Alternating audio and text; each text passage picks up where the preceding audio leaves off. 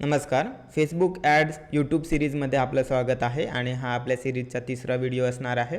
तर यामध्ये आपण ॲड्स मॅनेजरमधून ॲड्स कसे रन करायचं हे बघणार आहोत आणि जे आपले ऑब्जेक्टिव्ज आहेत ना त्याचे इंट्रोडक्शन आपण या व्हिडिओमध्ये बघणार आहोत. ओके, तर आपण चला प्रॅक्टिकली सुरुवात करूयात. याआधीचे आपले जे 2 व्हिडिओ होते ते थेरोटिकल बेस होते, तर हे व्हिडिओ जे आहेत आपले कम्प्लिटली प्रॅक्टिकल राहणार आहेत. तर तुम्ही पूर्ण व्हिडिओ नक्की बघा. ओके, तर आता आपल्याला ॲड्स मॅनेजरवरती जायचं कसं. तर ज्यांनी ॲड रन केले असतील याआधी थोडंफार तर त्यांना माहिती असेल ॲड मॅनेजरला कसं जायचं. बट जर तुम्ही एकदम नवीन असाल तर मी तुम्हाला इथं सांगतो. facebook.com वरती जावा. तुमचं प्रोफाईल जे आहे ते लॉग इन केलेलं असावं, बरोबर. त्यानंतर तुम्हाला तुमचं जे पेज आहे ना ते सिलेक्ट करून घ्यायचं आहे. जसं मी आपलं डिजिटल ओशन इन्स्टिट्यूट जे आहे ते आपण सिलेक्ट करून घेऊया. जे पेज तुमचं आहे तुम्ही बनवलेलं आहे ते सिलेक्ट करून घ्या, जेणेकरून त्यावरून तुम्ही ॲड्स मॅनेजरपर्यंत जाऊ शकताय. ओके, पेजमध्ये आपण होमवरती क्लिक केलं. होमवरती क्लिक केल्यानंतर आपण ना थोडं खाली स्क्रोल करूया आणि आपल्याला मेटा बिझनेस सूट याचा ऑप्शन दिसेल आपल्याला. ठीक आहे, त्यावरती आपण क्लिक केलं, बरोबर. त्यावरती आपण क्लिक केल्यानंतर आपण कुठं जाणार, मेटा बिझनेस सूटवरती जाणार, बरोबर. मेटा बिझनेस सूटवरती आल्यानंतर आपल्याला असा डॅशबोर्ड बघायला भेटेल. तर यामध्ये बघा लेफ्ट साईडला आपल्याला ॲड्स मॅनेजरचा ऑप्शन दिसतोय. काही जणांच्या इथं ऑल टूल असतं ना त्यामध्ये क्लिक केल्यावर दिसतं ॲड मॅनेजर, पण ज्यांचे अपडेटेड असेल ना त्यांना ॲड्स मॅनेजरवरती क्लिक करून आपल्याला इथं कॅम्पेन्समध्ये क्लिक करायचं आहे, जेणेकरून आपल्याला हे जे फेसबुक आहे ते ॲड्स मॅनेजरवरती नाही येईल आपल्याला. ठीक आहे, तर आपण आता ॲड्स मॅनेजरवरती आलो आहे. आपलं जे ॲड्स मॅनेजर आहे ते या पद्धतीने दिसतं, जिथून आपण ॲड्स आहेत ना ते रन करतो. तर हा आपला कंप्लीट डॅशबोर्ड आहे, जिथं आपल्याला तुम्हाला आता बघताना खूप किचकट वाटत असेल की लाईक हे सगळं काय आहे. पूर्ण डॅशबोर्ड जो आहे तो कॉम्प्लिकेटेड वाटत असेल, पण जसं आपण 1 बाय 1 बघितलं ना तर यामध्ये काही अवघड गोष्ट नाही आहे. आपण काय करूया की हे जे सगळे कॅम्पेन्स आहेत ना त्याला एकदा डिलीट करूया. नव्याने मी तुम्हाला दाखवतो, जेणेकरून तुम्हाला हे थोडं कॉम्प्लिकेटेड वाटणार नाही. ओके, तर गेल्या डिसेंबरपासून मी अजूनपर्यंत 75+ स्टुडंटना शिकवलेलं आहे, जे की मेनली फोटोग्राफर्स आहेत. तर त्या सगळ्यांना फेसबुक ॲड्स मी शिकवलेले आहेत. ओके, तर तुम्हालाही चला शिकवतो यामध्ये की आपण कशा प्रकारे ॲड जे आहेत ते रन करू शकतो आहे.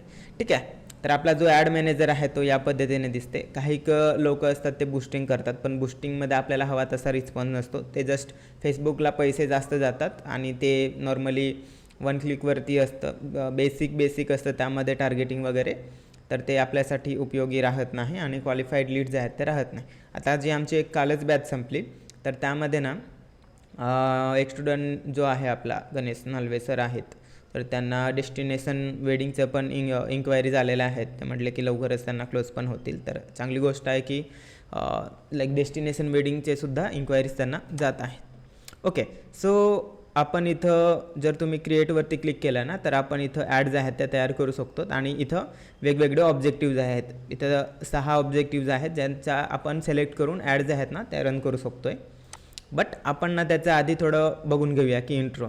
आता जेव्हा आपण कॅम्पेन रन करतो ना तर त्यामध्ये 3 लेवल असतात, ज्यामध्ये campaign level, ad set level आणि ॲड्स लेवल, ज्यामध्ये आपल्याला काम करायचं असतं वेगवेगळं. जसं की टार्गेटिंग आणि बजेटिंग जे असतं ते ॲड लेवलवरच असतं. कॉन्टेंट क्रिएशन आणि ॲडचा जो पार्ट आहे जिथं आपल्याला अपडेट करायचं आहे व CTA वगैरे तो ॲड्सवरती असतो. आणि कॅम्पेन लेवलला आपला जो ऑब्जेक्टिव्ह आहे ते आणि बजेटिंगचं पण ऑप्शन असतं.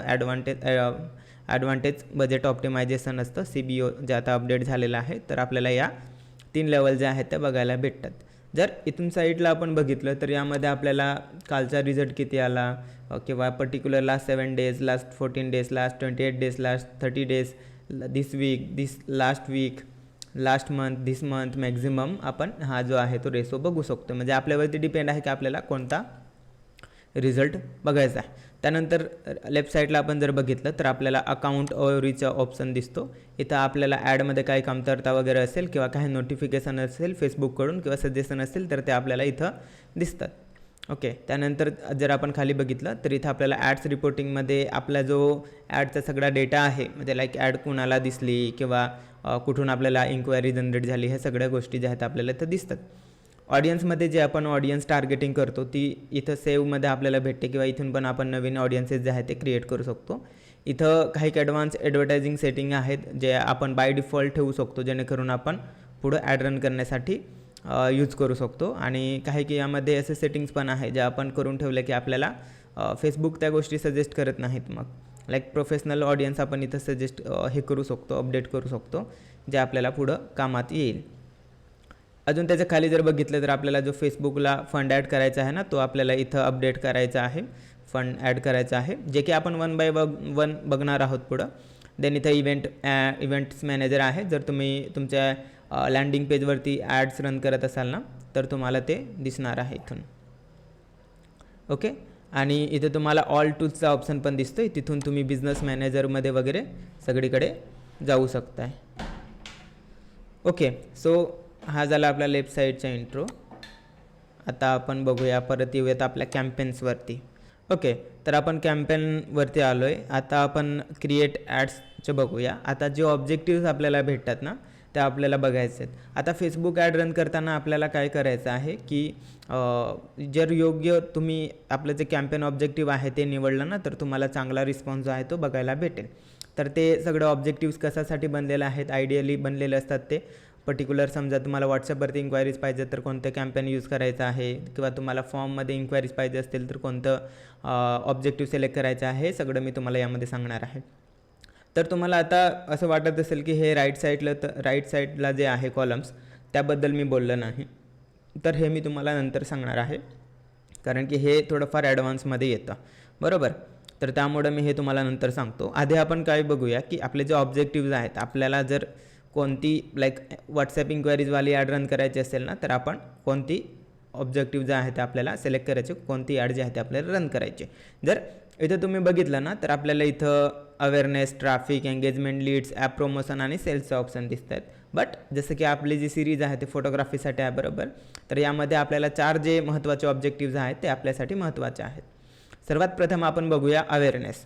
तर अवेअरनेसमध्येच आपल्याला या नावामध्येच कळतं की एखाद्या ब्रँड और प्रोडक्ट और सर्व्हिसचे आपल्याला मार्केटमध्ये प्रसार करायचे असेल, अवेअरनेस पसरवायची असेल, लोकांमध्ये जागरूकता आणायची असेल ना, तर आपल्याला अवेअरनेस हा ऑब्जेक्टिव्ह आपण इथं सिलेक्ट करू शकतो आहे. ज्यामध्ये आपण काय करू शकतो की आपली समजा फोटोग्राफी सर्व्हिस आहे ना, तर ती लोकांपर्यंत आपण व्हिडिओच्या माध्यमातून किंवा बॅनर ज्याला आपण क्रिएटिव्ह पण म्हणतो, तर त्याला आपण प्रमोट करू शकतो. आणि याचा उद्देश आपला लीड जनरेशन नसतो, तो फक्त लोकांपर्यंत पोहोचण्यासाठी.